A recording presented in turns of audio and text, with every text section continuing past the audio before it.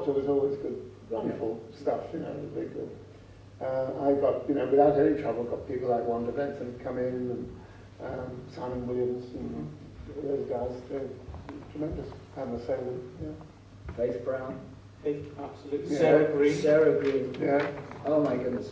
I put both of them, of course, they have had these plastic helmets on, and Sarah, who I'd worked with before down at Southern Television, she said, but nobody's going to see me. I mean, you know, I've got to wear this. I mean, I said, but Sarah, we'll put some big eyes here so they can see your eyes and they'll recognise you. But of course, when she actually saw it, she was rather angry with me because it distorted the eyes, and of course it wasn't even her voice. It was her voice, but we distorted that. So Sarah said, "You con me, you con me." But Faith loved it. She absolutely loved it, even though they ended up like sweaty wrecks at the end of it.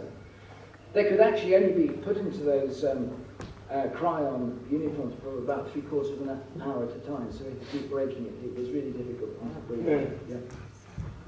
All of your stories, for both of you, have amazing locations, very visual. I want to ask you, Matthew, about going down by Tower Bridge and around that area. Yes. Was that scripted, or was that your idea to go there and film those? No, that was scripted. That was scripted, yes. Eric Saywood wrote that script, and though it was definitely defined as Shad Thames. Not the particular areas, but of course I went down to recce it just like we always did as directors, and chose the actual particular streets and the particular angles. No, that was already scripted. And your locations, Time in the Rani, they were in the famous Doctor Who quarry. Yes. And I'm sure everybody has seen the Blu-ray and sat through all 4 hours of the location footage. God, well, I haven't seen it. I haven't seen it at all, and I don't know that I want to. But it was a hard time, that. It was quite hard. But it was fine. But the other location, for the other story I did, the Dalek one, Remembrance of the Dalek, that was the Macbeth Street, was the old school from the original first Dalek story, which William Hartnell was in. Because it was called Remembrance of the Daleks because it was 25 years on from the original. And so we went back, and to our surprise, the original location was still there. So we used that. But that was the only one, I think. All the other locations I found. And the location where the beginning thing was in that steam museum, Kew Bridge. Yeah. Kew Bridge. That was funny because we went there, and I was shown this location. I thought, yeah, this is great. It's absolutely right. And we decided that we'd use it. And then we did the rehearsals. There was a bit of a rehearsal period, and then we went down a week before the actual location shooting started, and the sound man took one look at it and said, "You can't use this." I said, "Why not?" He said, "Well, the planes, it's on the flight path straight into Heathrow. The noise from the planes means you'll never be able to cut any shot together." I said, "But we've now agreed on the location, what am I going to do?" He said, "Well, you have to find somewhere else." So I thought, oh God. Well, it was too late to find anywhere else, so I decided what we'd have to do is to post-sync all the dialogue. In other words, you take it with the planes on it, and then afterwards you redo all the dialogue in the studio, and which is expensive and not as good, but that was the only way we could do it. Anyway, when the filming came, the wind was in completely the right direction for us, the wrong direction for everybody else, and the planes were all coming in from the west. So we didn't hear one plane for the entire time, so it all worked perfectly, which was great. And then the other locations were mostly down by in Waterloo East Station, and around there. The big Dalek fight took place. I found that as well. Cobbled streets. That was a problem because they were cobbled streets, and I thought, well, the Daleks aren't going to be able to bobble along over the cobbles. So the special effects guy, Stuart Brisden, said, "Don't worry, I'll fix it for you. What we'll do is we'll take the casters off the bottom of the Daleks and put those, do you remember those wheelbarrow, round wheels that used to be on a wheelbarrow?" He said, "I'll stick some of those on and they'll be able to go over the cobbles." I said, "Oh, that's great." So that's what he did, and we came down and I'm very pleased with all this. Then the little men, the operators went into the Daleks to do the filming. There was no room for their feet to move, so the Daleks couldn't move. It was a nightmare. So that doesn't work either. So we had to quickly put the casters back on, and we put boards down, great big 8x4 sheets of plywood, over the cobbles. And so they were able to move then on these plywood sheets. But of course I couldn't show the plywood sheets, so every time there's a wide shot and you see the cobbles, the Daleks aren't moving. And every time that you see a Dalek moving, it's actually on these sheets. So that was a couple of disasters. Well, there were other disasters as well on the location, but that was fine. Thank you. Was the quarry you mentioned in your, which story was it? That was the first one, Time in the Army. Was that the gravel pit that we used for attack, which was near Hempstead, I seem to No, remember? this was near Bath, near Corsham, I think it was. So between Chippenham and Bath. Yes. Somewhere there. Yes. I made the great mistake on the Sunday before we started shooting in the gravel pit. We'd already fixed the location, and there was going to be a lot of running up and down from the top of the gravel pit down to there to get the cameras there and to get the actors there. I made the mistake of doing the London Marathon on the Sunday before. It was the Mars Marathon 1984. I hadn't trained a lot for it. I did get round it very late. And it was absolutely unbelievable. My legs were so stiff Monday morning. And to go from the top of the gravel pit down to the bottom, up again. I mean, I looked like an old man, it's such a stupid thing to do. But anyway, I'm amazed I got it done. But we got it done. What was, when you, obviously, you both knew you were going to be doing Dalek stories. What was your reaction when you saw these Dalek props, these iconic, 20-odd-year-old props? Well, the first time I saw Dalek was a half a Dalek, which was in the rehearsal room, because the top comes off and you have your operator sitting in the little platform, and they're going around in the rehearsal room, with Peter Davison and Janet Fielding and all that. And they were very good, actually. They used to put their hands up like this and go, "We will exterminate you." And they actually imitated the voices quite well that were finally used, but they didn't really terrify me in rehearsal, that's for sure. Not like that. And it was, all you could do to keep a straight face is about 3 or 4 of these guys. Going around. What are we doing? Did you ever say? Yes. The half Dalek, yeah. Yes. I don't know what happened to the top half. I never saw the top half. No, we only had rehearsed with the bottom half, didn't we? Because we were then so you could see their faces. When John Nathan Turner came in to watch the run-through, he wanted the top half on. Oh, did he? Yeah, so they were actually brought in by the props, and so that was the first time they went on for John Nathan Turner. That was the producer's run, wasn't That was it? the producer's run, yes. I don't remember that. Yeah, he didn't want to be distracted by seeing the actors there, so that's John for you, Jonathan. Did every programme at that time have a sort of producer's run? Yeah, absolutely, yeah. There was a technical run and a producer's run. Yeah. Towards the end of the rehearsal period, first of all, there was a technical run when all the lighting and sound and all the different people came in, and cameraman and that sort of thing, to look at it and to say, they'd pour over plans and say, oh, this is that, and then chat. And then that was all over, and then we'd do the producer's run, and the producer, the story editor, and the writer would come. And then the actors would be told to go upstairs and have lunch, and we'd sit around and there'd be notes. Yes, notes. Notes of who says this and how that would be better if did it this way, that way, and that sort of thing. And even more fearsome than John Nathan Turner, the producer's run, was Julia Smith on EastEnders. Now, of course, Julia directed Doctor Who in the early days. But she was fearsome at her producer's run there. And but you had to learn to deal with these people. It was the notes. What the most distracting, I don't know about you, Andrew, but they had these. You directed a bit that you thought was really good, and you'd look up at the producer, and they weren't even looking at it. They were writing their notes. I'm missing the best bit. Look at it. But then, when you became a producer, were you then doing the notes like that? And I kept them in. I didn't need notes. But they always do all the script changes and all the rest of it. I once, it was a Softly I did once, and there was a scene between Barlow and Watt, and they'd done it, rehearsed it. And on the producers, it never known to me, they came in and they did each other's lines. So Barlow played Watt's lines and Watt played Barlow's lines. And the writer, who was called Alan Pryor, he turned around with me and said, I always knew that was a good scene. He had no idea. Alan Pryor went on to write for Blake 7 as well. Yes, he did, yeah, that's right. Yeah. I want to ask you both about one of the other guests here today, Mr. Colin Baker, who you both know very well. So I want to start with you, Matthew. You obviously directed him.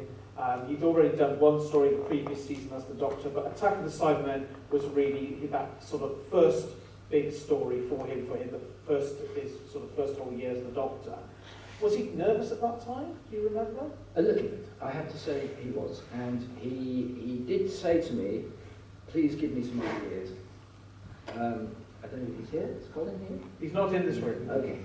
So you're free to say whatever. Oh, no. I really, really enjoyed working with him. But he actually said, you know, I'd like some ideas. So one idea I gave him was to rub the little cat. Do you make a little cat up here? Yeah. So I said, you know, where every time you're in a dangerous situation or difficult, just rub the little ease. I love that idea. Now, I've no idea, because I didn't see any more of it, because, you know, busy doing other things. Did he continue to rub the little cat? Yeah, Did he?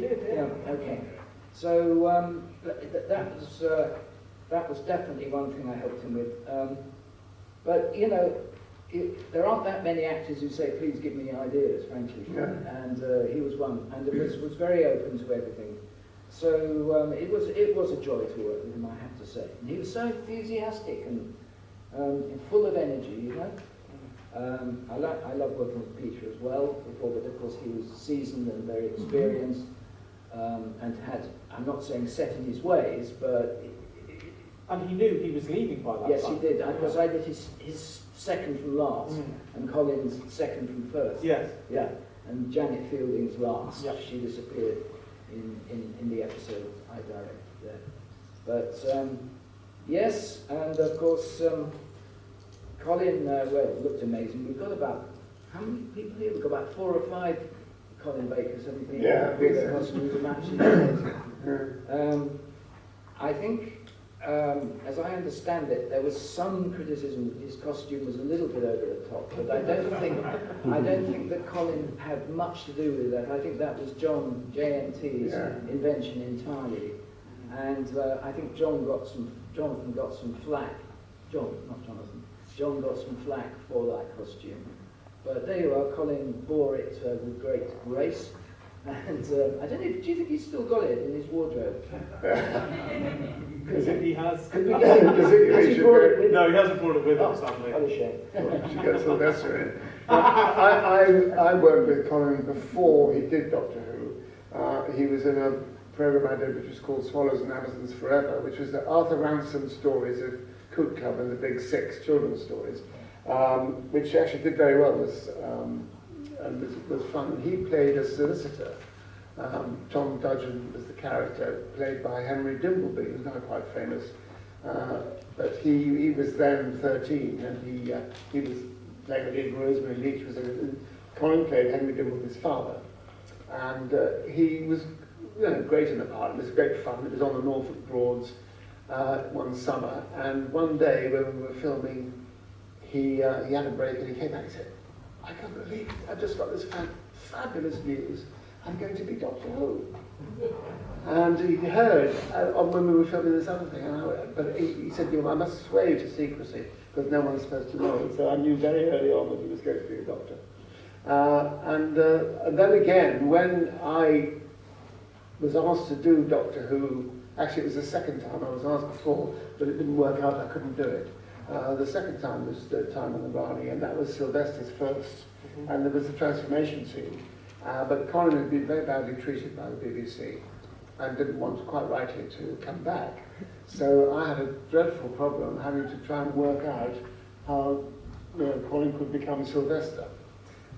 We did it in the end by sort of not seeing his face properly and that sort of. But So that was, I didn't really work with him the second time, but I sort of wished I had. It would be much easier if I had. Lovely actor, smashing chap. Absolutely. Matthew, there was, and I'm not sure if you know this, but you were possibly offered another chance to come back to Doctor Who in the season that got cancelled, the hiatus in the mid-1980s, to direct, I believe, The Nightmare Fair. Indeed. John was beginning to talk to me about that. And it was quite tricky for me because at the same time Julia Smith was offering me the first few episodes of the EastEnders right at the beginning, you know, and helped to set it up for 6 months beforehand. And John had asked me, I think I actually committed myself verbally to doing that third story because that sounded really interesting. It was Liverpool, I think it was. Blackpool. I knew it was a pool. Anyway, so it was that. It was a good thing. So that was, and then Julia came to say, you know, it's exactly the same time when I go and help her set up EastEnders right back in 1984. And fortunately, that dilemma was removed because it was cancelled. So I was able to go with Julia. Had you done any prep work? No, I hadn't even read the script. Have you ever seen the script? No, I hadn't even read the script. John had described the story to me, and I can't remember the exact time, but it sounded very interesting. It was going to be, fantastic to shoot because obviously the visuals of a fairground and all sorts of things like that.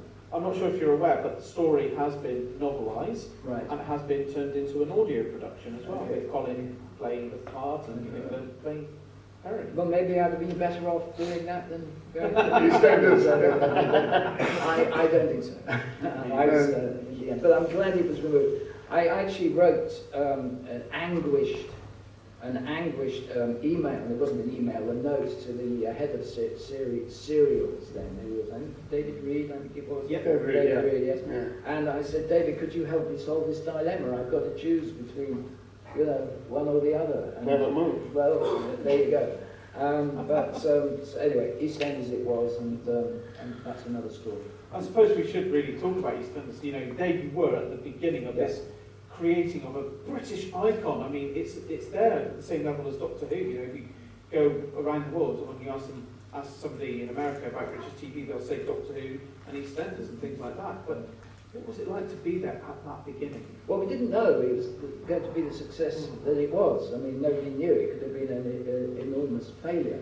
And in fact, Julia and her very faithful script editor, Tony Holland, I mean, being asked by Michael Gray to come up with some amazing regular programme that could give a central pillar to the BBC's evening slot. The ratings were going right down against all these other successful mid-evening shows on ITV. And they came up with all sorts of ideas, and one idea that nearly got through was set in a caravan park. So I mean, you know, they almost got it to the final stage. Went to Michael Gray. Michael Gray called them in and said, no way is it going to be set in the caravan park. So they then had to rethink it, and they put it in the East End. So yes, I mean, you know, I was on it for 6 months before we started shooting, helping Julia with a bit of design work and sort of style. Building Albert Square. Well, I didn't. Obviously, Keith Harris was a fantastic designer, but you know, I used to go out with them and talk about angles. And she also asked me to do quite a bit of early casting. So I was quite fortunate to be given about 6 of the characters to find people for. So that was nice, including Leslie Grantham. And Who was in Resurrection of the Dark? Indeed. And before that, he'd been Leslie had been in a play I'd written for a London Fringe Theatre. That's where I first met him. And anyway, that was him, and then June Brown, and Wendy Richard, and Adam Woodyat. So I was very fortunate to get those. Julia just dished it out and said, could you find people for this character, this character, this character? But it was exciting, and after we knew it was going to be a success after about the first 4 or 5 weeks, because the ratings just shot up like that. And then I freelanced for about 3 years. I must have done about 40, 50 episodes over 3 years, coming back. And then, of course, in the very late 90s, I got asked to go back executive producers. And you made a lot of changes when you went back to the show. Yes, we could. The cast had grown because there hadn't been when I say a proper producer, I mean there were producers, but they'd split the responsibility on EastEnders. So nobody quite knew who was in charge. And they'd allowed the cast to get to over 50. I think it was 53 people. And I just took the view, you cannot write stories for 53 people, it's just too much. So in conjunction with my boss, Mal Young, who was the head of continuing drama, we had to make a big cull. And we did actually get, well, when I say get rid of, what's the word? Let them go. Chop. And I then, as you may know or not, I got the sobriquet of Axeman of Albert Square. And I've borne that all my life now. Anyway. And you went on to Heartbeats for many Yes, years. that was much later on, but I think it was, I got to Heartbeat in about 1999, 2000. And yeah, I loved it. It was very, I hadn't done much up in the north, but I had done some stuff in the north. My wife's from Yorkshire, and I knew the sort of area. And she was an actress, and she did a few Heartbeats and said they were great fun to do. It was like going back in time to early BBC shows, because there was a read-through, and there was a, you know, and you got all the actors were met at the read-through. How small the part was, and all the locations were up in Gotham, up in the North Yorkshire moors. Fabulous, except in January and February on those moors. God, it was so cold. But it had a lovely time, and there was a lovely feeling about it. You used to do one episode at a time, and there was always a read-through, and you'd say, well, at the end of the read-through, all the cast will say, if you want to make any changes, now's the time, here's the writer, here's the story editor, discuss anything you want, because there won't be time to do it when we're on location. And it was great, but everyone got to know each other. Everyone had actually, you know what actors are like, they look for their part, and they forget about the things they hold very often. But with this, because there was a read-through, they were forced to listen to every bit of the show, so they all knew what the show was about. It's such a simple idea and easy to do, which never happens nowadays. So, no, I loved Heartbeat, and it was, of course, the music and the cars. The cars were wonderful because they were all 60s models. And of course, the people would turn up with these lovely, pristine, sort of Austin A40s or whatever they were. And the first thing you'd do is say, well, it doesn't look real because they're so shiny. The bonnet, the engine was shining. And then you'd say, drive round and get into a few puddles. But then there was a man, a painter, with a bucket. And he got this big brush of brown liquid of paint, and it went whoosh, whoosh, whoosh, all over the cars and all over this model because it looked wrong. And all the people's faces who owned the back, you know, what are you doing to my treasure? But of course it was only sort of muddy water. And but it was great fun to see them do that and see all the old cars. And then the music, putting on the music was all my era of, you know, the Kinks and that sort of thing. Cutting the film to the, which we made to the music. You used to cut the picture in the normal way, and then put the music on, and then you'd have to extend certain shots or shorten certain shots so that they would, you know, for example, on a beat, that if you're closing a car door, the bang of the door is on the beat, not afterwards. And, so we used to do it like, it was great fun, loved it. I loved doing Heartbeat. They were good, and good stories too, nice people, very nice cast. On the whole, one or two exceptions. Yeah. Starting with Matthew, what did Doctor Who teach you? Do you mean the two doctors? You mean Peter and... No, in terms of working on Doctor Who, how did it help you develop as a director, if it did? Because I'd never done anything like that before. I mean, it took me out of my comfort zone, because up to that point, like you, I'd done Softly Softly and Zig Cars and, you know, those standard stuff, and then suddenly I was put into an area I'd never ever dreamt of doing or even thought of doing.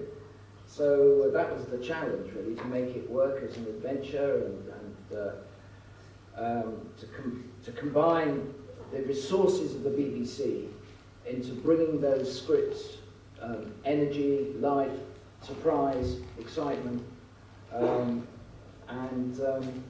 using special effects that I hadn't used before, I find the special effects were quite frightening, really, because I hadn't done much with them before, and everyone told me, you've got to lock off the camera, because if you don't lock off the camera, you can't do the effect within the thing.